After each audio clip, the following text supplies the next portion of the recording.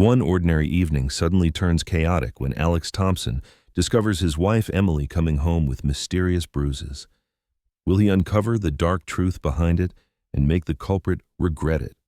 Read the entire story and share your thoughts in the comments.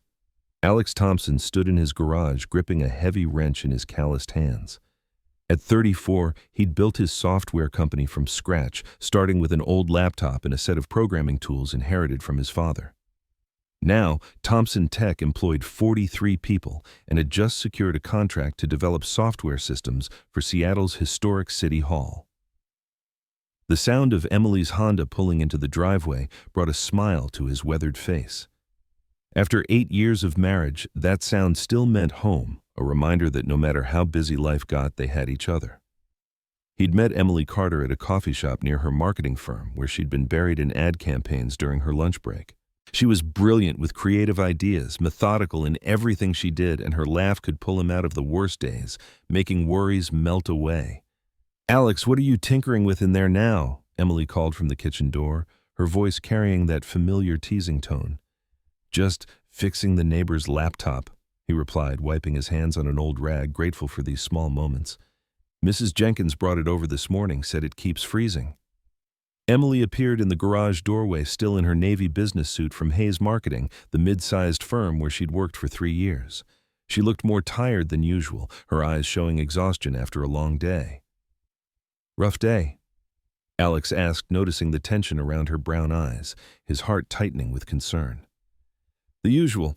Mr. Hayes has been pushing everyone hard. Big campaign coming up for the Wilson Group." She shrugged, trying to hide it. But Alex caught a hesitation in her voice, like a faint warning signal. Alex had met Victor Hayes exactly twice, once at the firm's Christmas party 2 years ago, and again at a charity fundraiser last spring. Both times, the man struck him as the type who'd step over anyone to climb the corporate ladder with cold eyes that made people uneasy. Hayes was in his early 40s, silver-haired, with a practiced smile that never reached his eyes. He drove a Mercedes, wore expensive suits, and had a way of looking through people he deemed beneath him. "How's the City Hall project going?" Emily asked, changing the subject as she always did when work stress built up, trying to keep things light. "Initial checks passed this morning. We'll start on the internal software rollout next week." Alex closed the laptop case and tested it. It booted smoothly on the first try, giving him a small sense of satisfaction. "Mrs. Jenkins will be thrilled." That evening, they sat on their back porch, sipping wine and watching the sunset paint the Seattle skyline red, the sea breeze carrying a hint of salt. This was their ritual stolen moments of peace before the day ended, where they could share without interruptions. Alex had learned early in their marriage that Emily needed these quiet spaces to unwind from the competitive corporate world. "Remember when we first saw this house?" Emily asked, her head resting on his shoulder, her voice soft with nostalgia. "You said the living room was too small and the backyard needed work, and I said you could handle it all."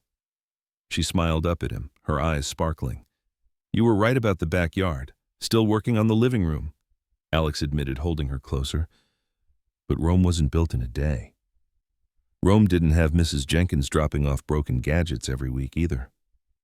They laughed, and for a moment, everything felt perfect, like an ideal family portrait.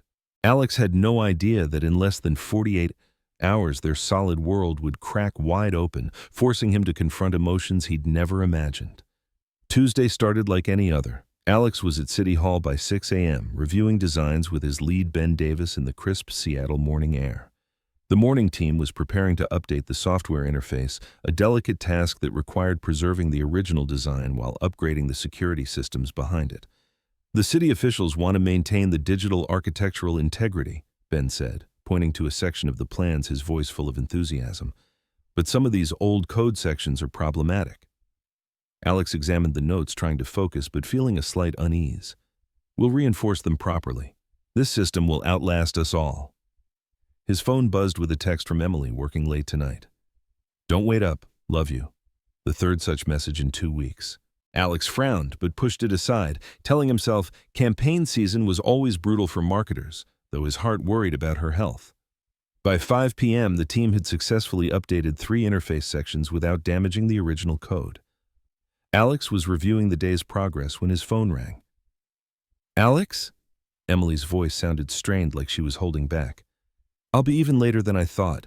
Mr. Hayes wants me to review some ideas tonight." "How late?" "Maybe 10 or 11. There was background noise traffic, perhaps voices making Alex picture her in a noisy spot. "Sorry, honey. I know we plan to look at living room samples tonight." "Don't worry, they can wait." Alex tried to hide his disappointment, but doubt crept in. "Drive safe."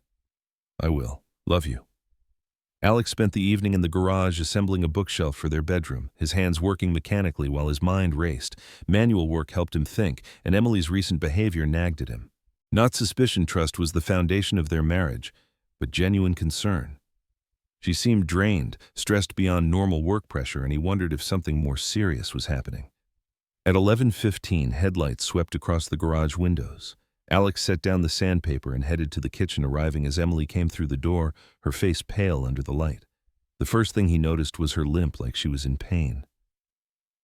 "Emily?" He moved toward her, heart pounding. "What happened to your leg?" "Nothing serious." She forced a smile, but Alex saw her favoring her right side, the smile strained. "Just clumsy me. Tripped on the curb outside the office." "Let me see." "It's fine, really." She brushed past him toward the stairs, her voice slightly shaky. "Just bruised." He watched her climb, noticing how she gripped the railing tighter than usual, his heart aching. The explanation made sense. The downtown sidewalks were notoriously uneven, especially near older buildings, but instinct told him something was off. Her voice reminded him of a supplier trying to hide a software glitch last year, the careful tone people used when concealing information, leaving him unsettled. He gave her space, finishing up in the garage before heading upstairs, his mind heavy. The bathroom door was closed, but he heard the water running. When Emily emerged 20 minutes later in her pajamas, she moved more normally, but her eyes avoided his. "Feeling better?" he asked, keeping his voice gentle. "Much." She kissed his cheek, but the kiss lacked its usual warmth. "Thanks for not fussing." They went to bed, but Alex lay awake, listening to Emily's breathing. She fell asleep quickly, too quickly, for someone not exhausted, making him wonder what she was hiding. Once sure she was deep asleep, he slipped out of bed and went downstairs, guilt weighing on him for what he was about to do. Emily's purse sat on the kitchen counter where she'd left it. Alex hesitated, torn between trust and worry. They'd never been the type to snoop, but the gnawing concern wouldn't stop. Her phone showed nothing unusual: work texts, chats with her sister, grocery reminders. No missed calls except from him. No strange numbers or deleted messages. He was about to put it back when he noticed the timestamp on her last outgoing call. She'd called someone at 6:47 p.m., nearly 2 hours after saying she was working late, from a number not saved in her contacts. Alex memorized the number and returned to bed, but sleep eluded him, his mind spinning with worst-case scenarios. In the software industry, he'd learned to trust instincts about system integrity. When something looked wrong, it usually was. The key was figuring out how wrong before everything collapsed, and he was determined not to let their marriage reach that point. Wednesday brought unseasonal rain, turning the City Hall project into a careful dance around tarps and schedules. Alex spent the morning coordinating with the security contractor, but his mind kept drifting to the strange call on Emily's phone, making focus hard. By lunch, he'd made a decision, his heart full of anxiety. He dialed the number.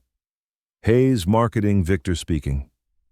The voice was smooth, confident, just as Alex remembered from their brief encounters, fueling his anger. Alex hung up without speaking, his heart racing. Why had Emily called her boss at nearly 7 p.m., and from an unsaved number? The afternoon dragged like torture. Alex found himself checking his phone constantly, hoping for a text from Emily that would explain everything, but his mind was filled with doubt. Instead, he got a call from Mrs. Jenkins about her washing machine, a temporary distraction. "I'll stop by tonight to take a look," he promised, glad for something to take his mind off the storm brewing. Emily's car was already in the driveway when he got home at 6:30. She was at the kitchen counter, still in her work clothes, chopping vegetables for dinner, her movements mechanical like a robot. "You're home early," Alex observed, trying to keep his voice normal. "Wrapped up the Wilson campaign." She didn't look up from the cutting board, her voice a bit high-pitched. "Thought I'd make that salad you like." Alex watched her work. Her movements were precise as always, but there was something different in her posture. a stiffness that wasn't there last week, like she was hiding pain. "How's your leg better?" "Still a bit sore." She gestured toward the dining room, avoiding his eyes. "Could you set the table? I want to get this going before the veggies wilt." During dinner, Alex tried to read between the lines of their conversation, his heart heavy with unease. Emily talked about the campaign, office politics, anything but what was making her tense whenever he asked about her day. When she mentioned Victor Hayes, it was in passing like any coworker, but her voice trembled slightly. After dinner, Alex went to help Mrs. Jenkins with her washing machine. The elderly widow lived alone next door and had become like an unofficial grandmother to the neighborhood, always ready to listen. Her machine had been grinding for weeks, and the repair gave him a brief escape from his worries. Probably something stuck in the blades. Alex diagnosed, flashlight in hand, as he peered under the sink, his hands working, but his mind elsewhere. "You're such a good neighbor, Alex," Mrs. Jenkins said, her voice warm.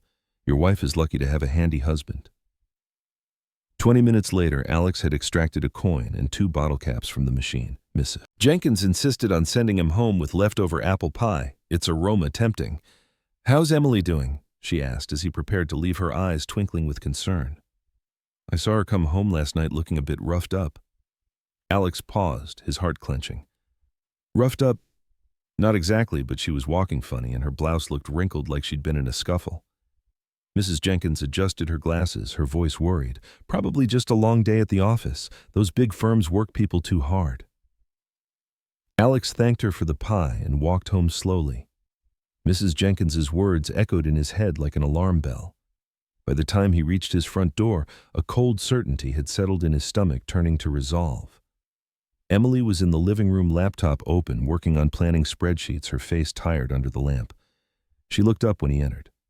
"Mrs. Jenkins, okay?" "Yeah, just a coin stuck in the machine." Alex sat across from her, his voice serious.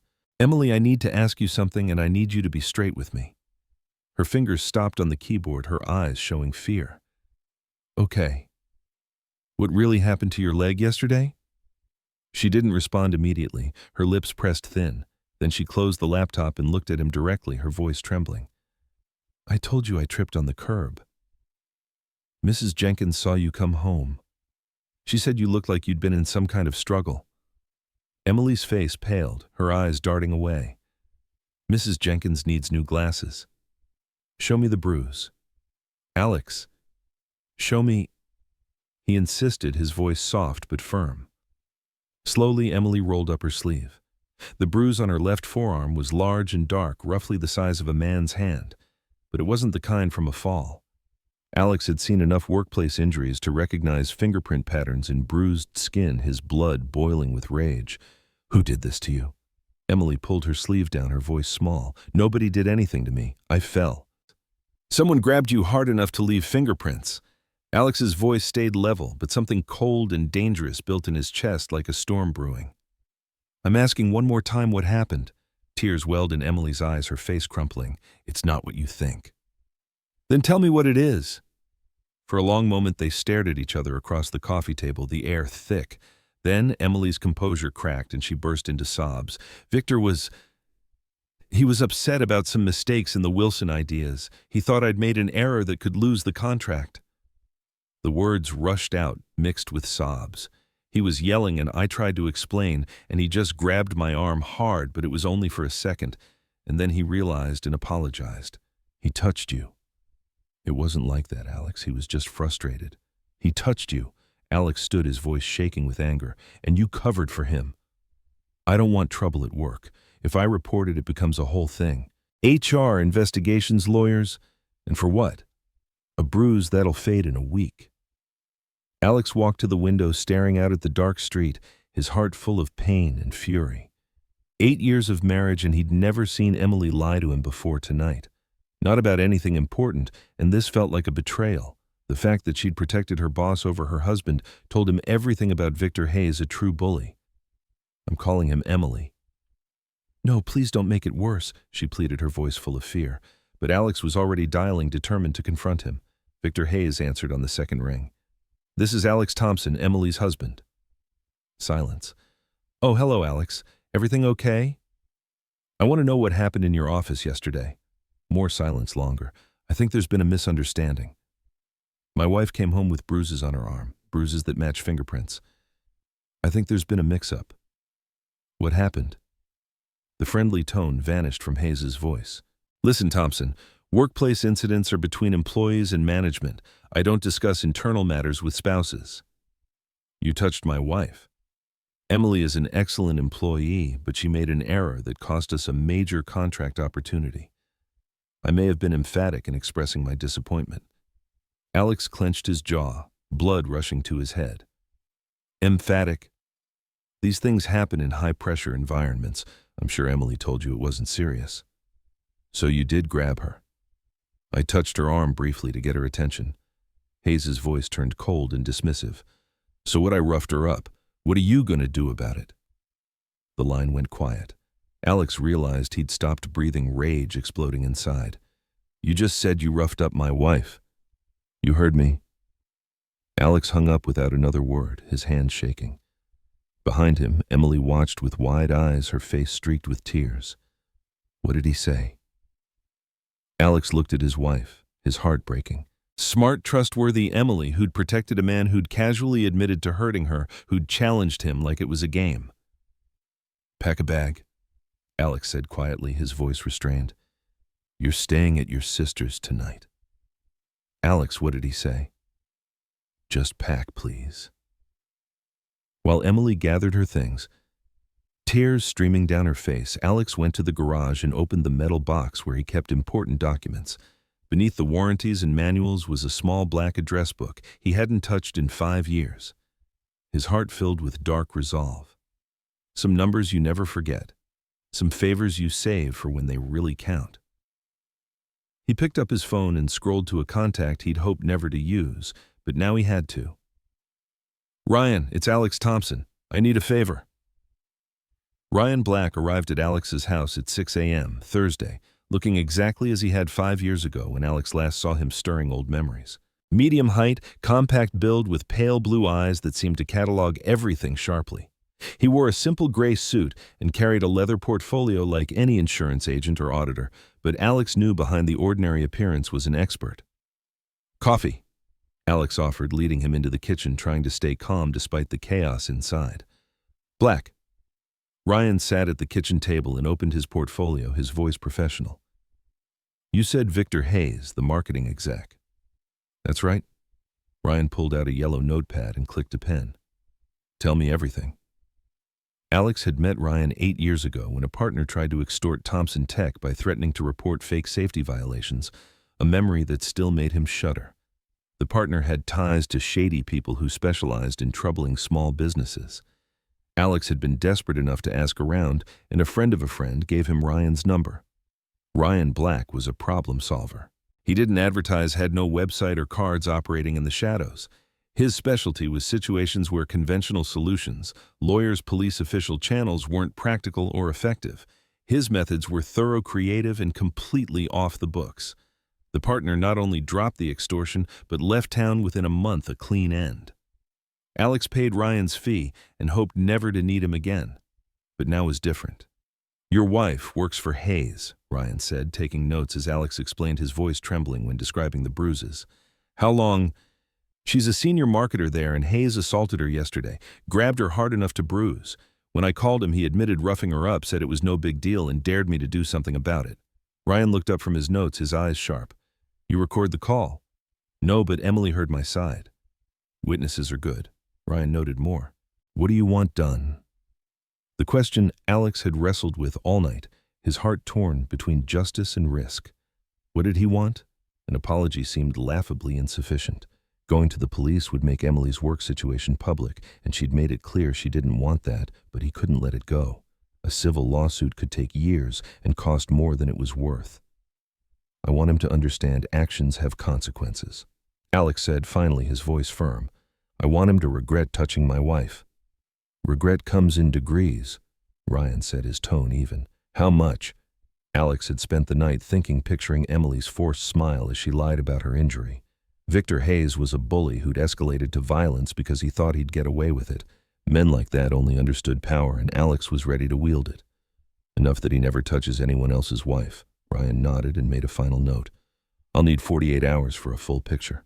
Background: finances, relationships, vulnerabilities. Then we'll discuss options. What kind of options? The kind that solve problems permanently. Ryan closed his portfolio.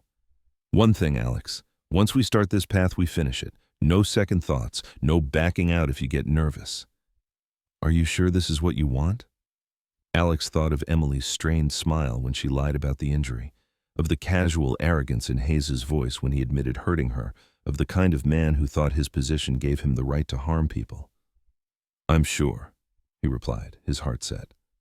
After Ryan left, Alex called in sick to work and spent the day researching Victor Hayes online, his fingers flying across the keyboard. The man had a big digital footprint: professional photos, company bio, social media posts, boasting expensive vacations and charity events, all superficial.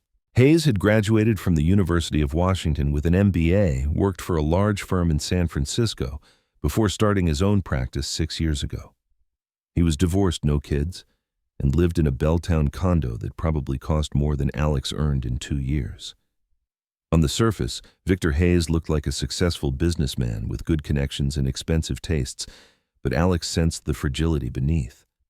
But Alex had learned in software that appearances could hide serious structural issues, and he was determined to exploit them. That evening, Emily called from her sister's house. "How are you?" she asked, her voice laced with worry. "I'm fine. How's Frances treating you? She's making me watch rom-coms and eat ice cream. Says it's therapy." Emily paused, her voice choking. "Alex, I know you're angry, but please don't do anything to make this worse." "I won't do anything stupid. Promise me." Alex looked out the kitchen window at Mrs. Jenkins' house, where warm lights glowed in every window. Ordinary people living ordinary lives, dealing with ordinary problems like broken washers and overgrown lawns. But his life was now different. "I promise I won't do anything stupid." He said, technically true. What he was planning wasn't stupid at all. It was a smart strategy. Friday afternoon, Ryan called with an address for a coffee shop in southeast Seattle on Madison Street. 1 hour. Alex found Ryan in a corner booth nursing black coffee and reading a newspaper like any regular customer, the air filled with the scent of fresh brew. He slid a manila envelope across the table as Alex sat. "Victor Hayes is an interesting guy," Ryan said without preamble. The envelope contained photos, financial records, and surveillance notes. Alex flipped through pages of detailed documentation, his heart filled with amazement. "How did you get all this? Mostly public records, property taxes, business licenses, court docs. Amazing what people make available if you know where to look." Ryan turned a page in his newspaper, his voice calm. "Hayes has 3 weaknesses: money, image, and control." The financials showed that despite his lavish lifestyle, Victor Hayes was in debt up to his eyes, a ticking time bomb. The Mercedes was leased. The Belltown condo had a huge mortgage, and he owed big to several creditors. His company had healthy revenue but razor-thin margins like a skyscraper on sand. "He's living paycheck to paycheck," Alex observed, his voice full of disdain. "Worse, he's been shuffling money between accounts for at least 18 months, transferring funds, delaying vendor payments, the whole shell game." Ryan pointed to a highlighted section. "The Wilson campaign, your wife mentioned Hayes is banking on that contract to save his business, or he's bankrupt." "What about image?" Ryan pulled another set of documents. "Hayes sits on 2 charity boards and belongs to an exclusive downtown business club. His professional reputation is everything to him. One serious scandal would destroy his client base like dominoes falling. And control.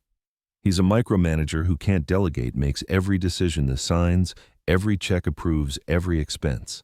The company would collapse if he was unavailable for a few days." Alex studied the surveillance photos, his heart filled with satisfaction. Hayes leaving his condo, arriving at the office, lunching at fancy restaurants. A man going through the motions of success while scrambling to keep his world intact, a fragile facade. "What are you thinking?" Ryan asked. "I'm thinking that when someone's house of cards is already wobbling, it doesn't take much to knock it down." Ryan smiled for the first time since Alex had known him a cold smile. "Now you're thinking like a problem solver." They spent the next hour going over details, Hayes' schedule habits, vulnerabilities, crafting a plan like a complex software program with added contingencies for success. When Alex left the shop, they had a framework that would teach Victor Hayes the lesson and consequences he deserved with extra layers to ensure no counterattacks. That evening, Alex called Emily to check in. "When are you coming home?" she asked, her voice full of longing. "Soon. I just need to handle a few things first." "Alex, you're scaring me. This isn't like you." She was right. The Alex Thompson she'd married was a straightforward man who solved problems with hard work and honest dealings, but now he was changed. But that Alex had never faced someone hurting his wife and daring him to respond, and he felt he had to be stronger. "I love you," he said instead of explaining. "Everything will be okay, I promise."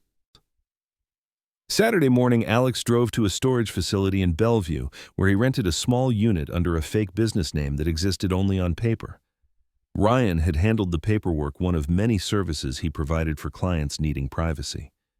Inside was a collection of items Alex hoped never to use: untraceable phones, laptops with anonymous connections, and cash and small bills.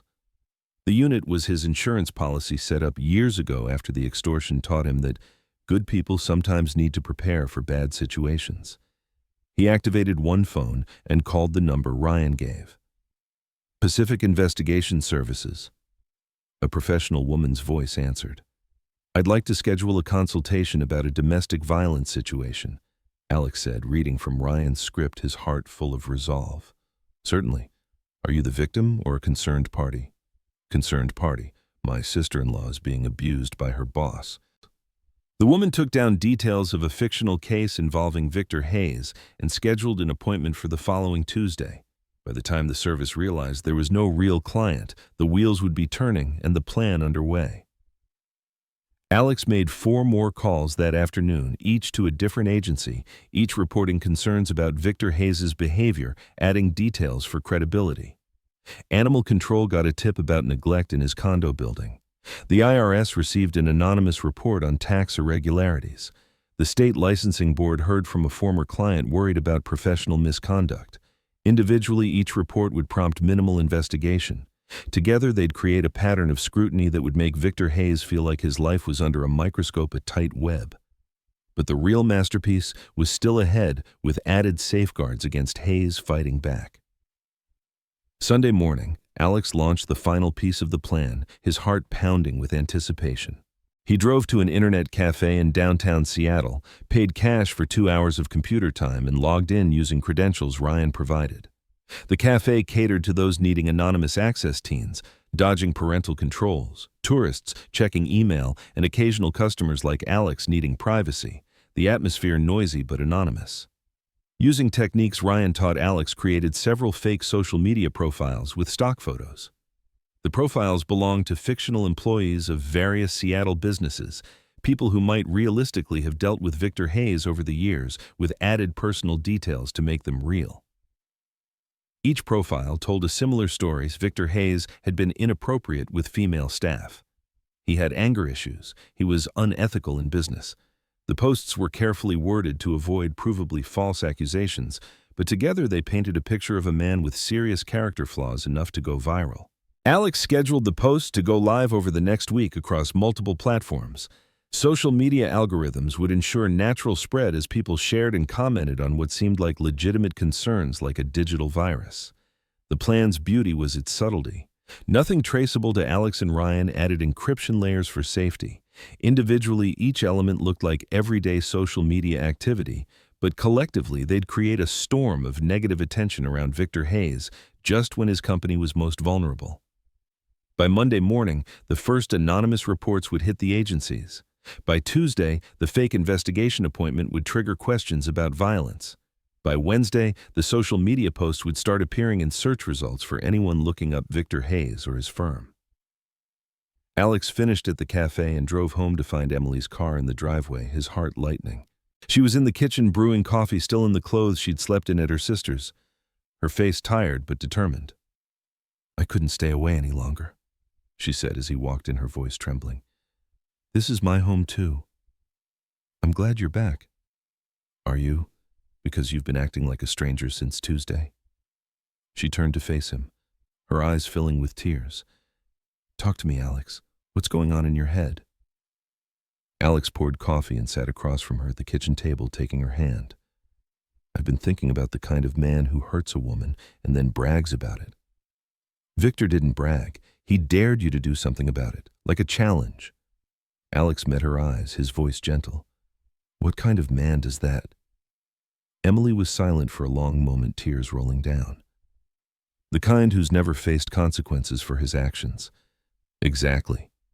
So what are you going to do? Because I know you, Alex Thompson. You don't let go when someone hurts your family. Alex had always loved how well Emily understood him even now. Even in this new territory she'd never seen, she could read the determination on his face, and it made him love her more. I'm going to teach him about consequences. How?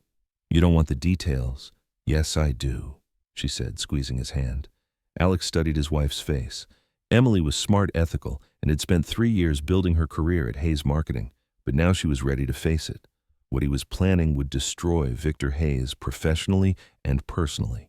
Once started, no turning back, and Emily would need a new job anyway. You sure? Sure. So Alex told her everything: the investigation agency report, social media campaign, careful timing to maximize damage, plus monitoring layers for contingencies. He watched Emily's expression shift as she grasped the scope and sophistication of what he'd set in motion, from surprise to anger. This will ruin him, she said when he finished, her voice resolute. Yes, his business reputation, everything. That's the point. Emily was quiet for a long time, staring into her coffee, then looked up. Good, she said. He deserves everything coming to him. And she hugged him, both united in resolve. Monday evening, Alex's phone rang at exactly 6 p.m. Alex, it's Victor Hayes. The voice that had been so confident and dismissive 3 days ago now sounded strained and unsteady, making Alex smile inwardly. What can I do for you, Victor? I've been getting some unusual inquiries today. People asking about my business, my professional conduct. Do you know anything about that? Alex allowed himself a small smile, his heart full of satisfaction. I have no idea what you're talking about. Look, maybe we got off on the wrong foot the other night. I think there was a misunderstanding about what happened with Emily. Oh, no misunderstanding. You were clear about what you did. I was frustrated. Okay, I said things I shouldn't have, but this harassment campaign has to stop. Harassment campaign? Don't play dumb, Thompson. I know it's you. Alex leaned back in his chair. Victor Hayes was smart enough to connect the dots, but it didn't matter now. He had no proof. And even if he did, stopping the social media wouldn't undo the damage spreading through Seattle's business community. I told you 3 days ago, actions have consequences, Alex said. You didn't believe me. What do you want? Money and apology. I want you to understand that when you hurt someone's family, they hit back harder. The line went quiet for a moment. When Hayes spoke again, his voice was different, full of fear. This isn't over, Thompson. You're absolutely right, Alex agreed. It's just beginning. He hung up and turned to Emily, who was listening from the kitchen doorway, her eyes gleaming with determination. He's starting to panic, she observed. Good. Panic makes people make mistakes. What's next? Alex smiled at his wife. Smart, ethical Emily, who'd discovered over the past few days that she had a ruthless streak when someone threatened her family. Next, Victor Hayes learns what happens when you challenge the wrong man's patience, and the plan will have surprises if he tries to fight back. Tuesday morning brought rain and the first real test of Alex's plan. At 9 a.m., Victor Hayes had a meeting with the fake investigator about the violence complaint. The investigator, Ryan's associate, asked probing questions about his employee relationships and took detailed notes, making Hayes suspicious. By 10 a.m., 3 city departments would conduct routine inspections at Hayes Marketing Building, safety, fire marshal, business license compliance. Each would find minor violations requiring immediate costly fixes, piling on pressure. By noon, the first wave of social media posts would appear in search results, shared by fake accounts with realistic interactions that fooled most algorithm detections, spreading like wildfire. Alex spent the morning at the City Hall project trying to maintain normal routines while his phone buzzed with updates from Ryan. Everything was on track, but Ryan added, he's trying to hire a private investigator to trace it back, but we've blocked it ahead. At 11:30, the phone rang. Thompson Tech, Alex speaking. Mr. Thompson, this is Christina Penna from Channel 8 News. I'm working on a story about workplace harassment in Seattle's professional services industry.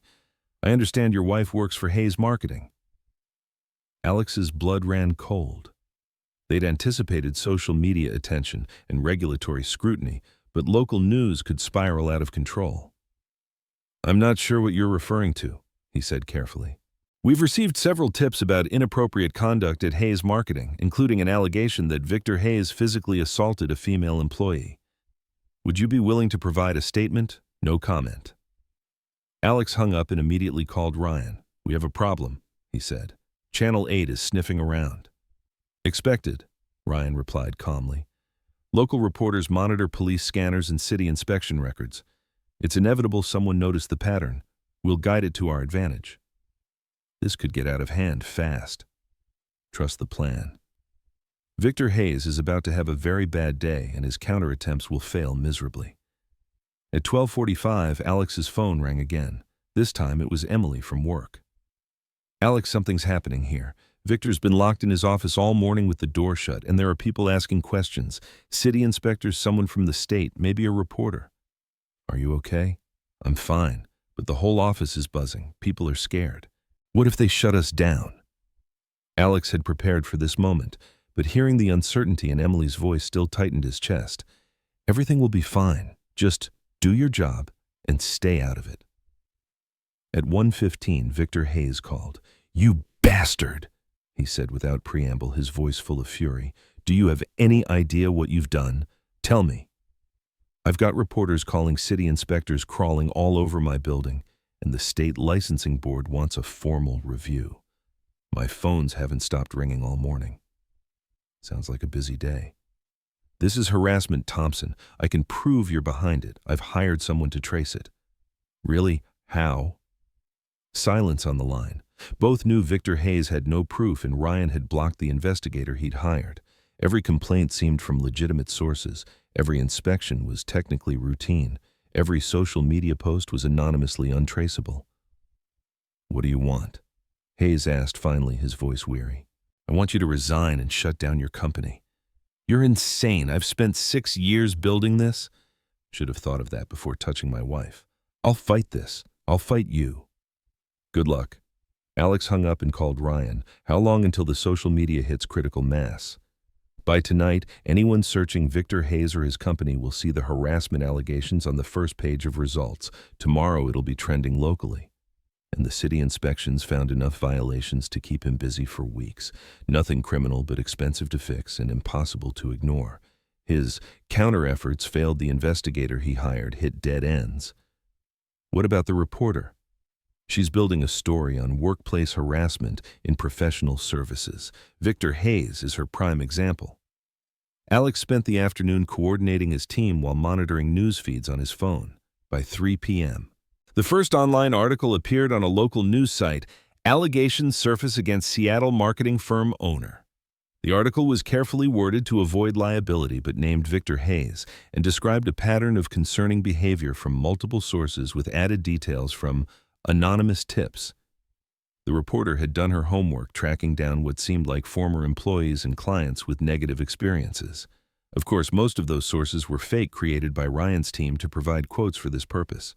By 5 p.m., the story had been shared across platforms, generating hundreds of comments. Some expressed shock and disappointment in a business owner they'd respected. Others shared their own negative interactions with Hayes Marketing. At 6 p.m., Emily came home looking exhausted but with a spark of triumph in her eyes. "How bad was it?" Alex asked, hugging her. "Chaos. Victor spent the day on the phone with lawyers trying to figure out how to respond to everything.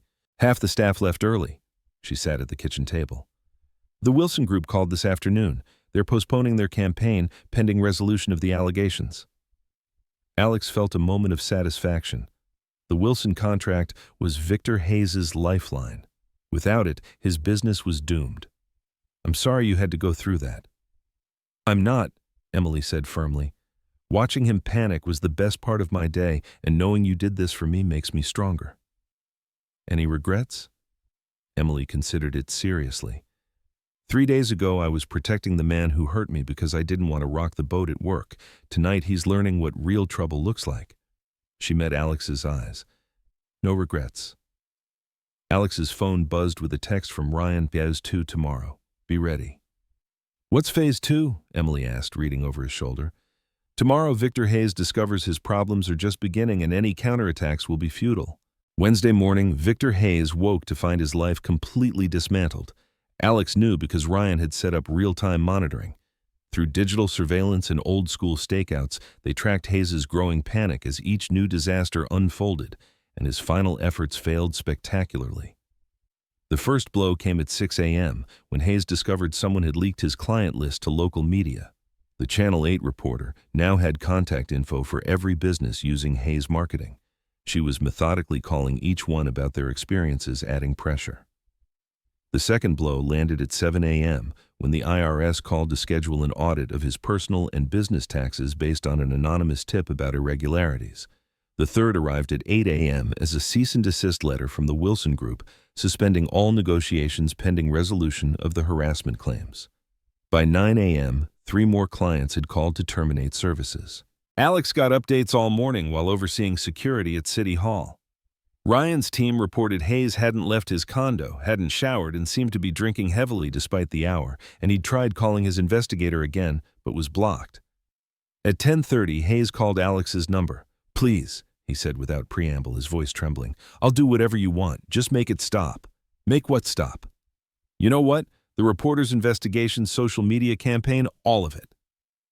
"I still don't know what you're talking about." "I'll resign, shut down the company, leave Seattle, whatever you want." Alex felt the satisfaction of a job well done. 3 days ago, Victor Hayes was an arrogant bully who thought his position made him untouchable. Now, he was a broken man begging for mercy, and his failed counterattacks had left him more desperate. "Resigning isn't enough," Alex said. "Then what do you want?" "I want you to understand something, Victor. When you hurt someone's family, you don't get to set the terms of your punishment." "I'm sorry." "Okay. I'm sorry I grabbed Emily. I'm sorry for what I said to you. I was wrong." "You're sorry because you got caught. Sorry because there are consequences, not for what you did." "I am sorry for what I did." "Prove it." Silence on the line. Alex could almost hear the gears turning in Hayes' head as he tried to figure out what proof would satisfy the man who'd systematically destroyed his life. "How?" Hayes asked finally, his voice desperate. "Public apology, full confession admitting you assaulted my wife and created a hostile environment for other women in your office. If I do that, I'll never work in this industry again. That's the point. You're asking me to destroy my career." "I'm not asking anything. I'm telling you what's going to happen. Confess publicly or this gets much worse." How could it get worse? Alex smiled. Ryan had saved the best for last. At 11 a.m., "This morning, the Seattle Police Department will receive a detailed complaint about your assault on Emily, complete with photos of her injuries and a witness statement from Mrs. Jenkins, who saw Emily come home distressed that night." "You can't prove I roughed her up." "I don't have to prove it. I just need the allegation credible enough for police to investigate, and with everything else happening to your business right now, they'll take it very seriously. This is extortion. This is consequences." Alex hung up and called Ryan. "Everything set for the police complaint." "Standing by. Witness statements ready, and we have the bruise photos."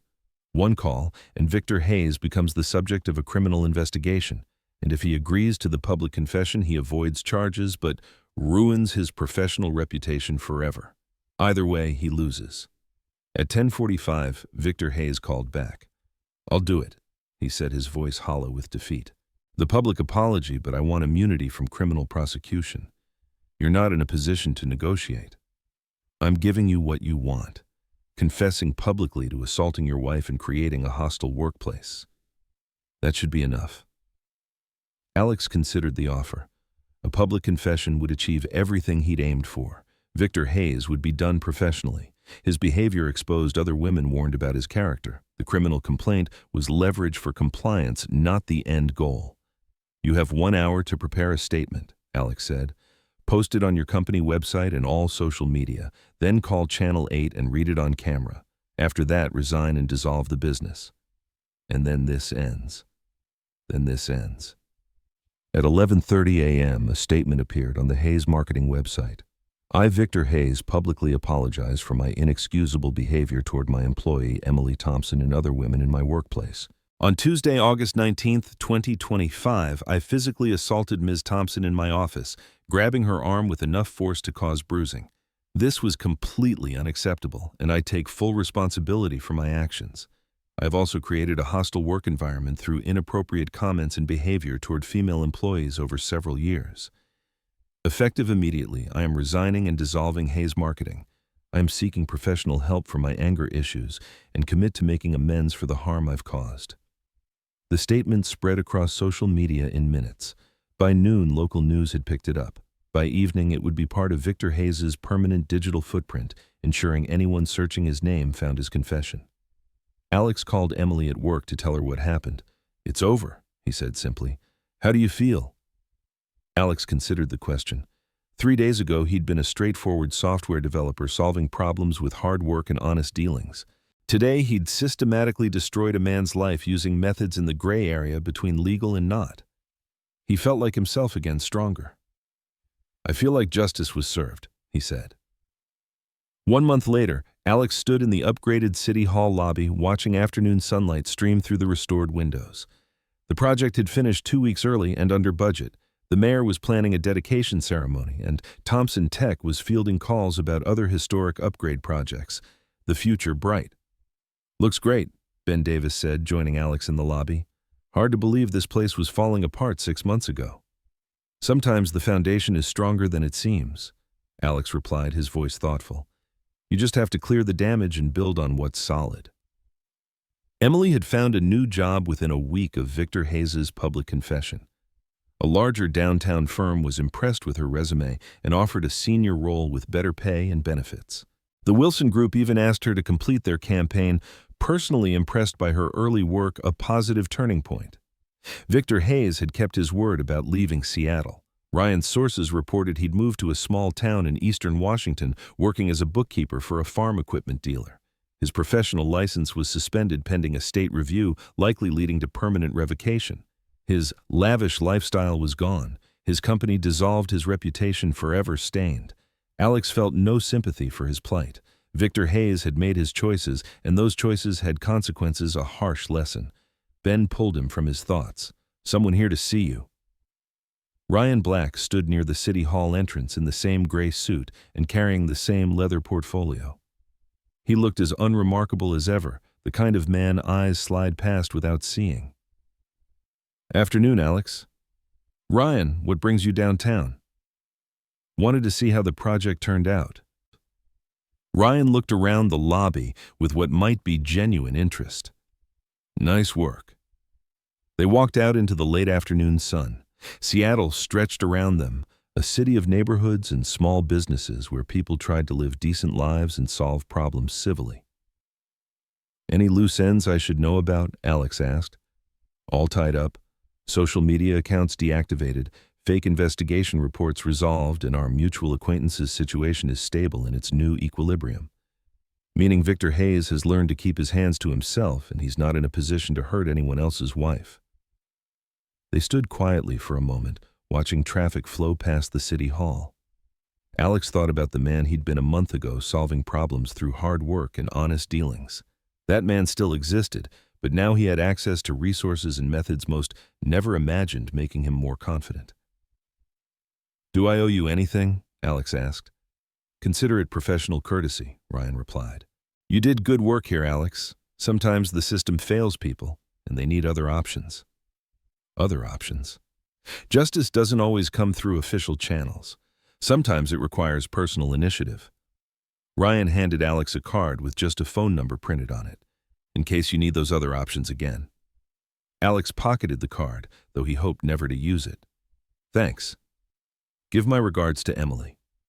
Ryan walked away and vanished into the downtown commuter crowd heading home. Alex watched him go, then pulled out his phone and called his wife. "How was your day?" Emily asked when she answered, her voice cheerful. "Good. Productive. Yours?" "Fantastic. The Wilson Group's so happy with my work they're talking long-term contract. Could mean a big raise." "Great news.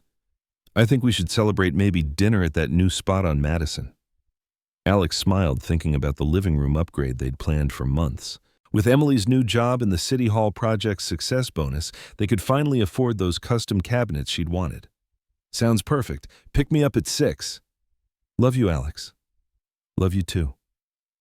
Alex put away his phone and took one last look at the city hall, solid foundations, careful craftsmanship, attention to detail. The same principles applied to building anything meant to last. Whether restoring old systems or protecting family success came from understanding what's truly important and being willing to do whatever it takes to preserve it. Some things were worth fighting for. Some people needed to learn about consequences. And sometimes the most important building work happened outside official plans. Alex Thompson had learned all those lessons in 4 days. As he walked to his truck, he carried the quiet satisfaction of a job well done and the knowledge he'd never be helpless again if someone threatened his family. In his pocket, Ryan Black's card waited like a tool he hoped never to need but was grateful to have. Because Alex Thompson now understood there were different kinds of problems in the world, and not all could be solved with honest work and good intentions. Some required other options, and he was ready for whatever came next. The lesson from this story is, abusive actions always have consequences no matter how powerful they seem. Protecting family sometimes requires creativity and determination beyond conventional rules. But true justice comes from standing up against wrong with loyalty as the foundation. Remember, true strength lies in the ability to act for loved ones, and sometimes a smart plan can change everything.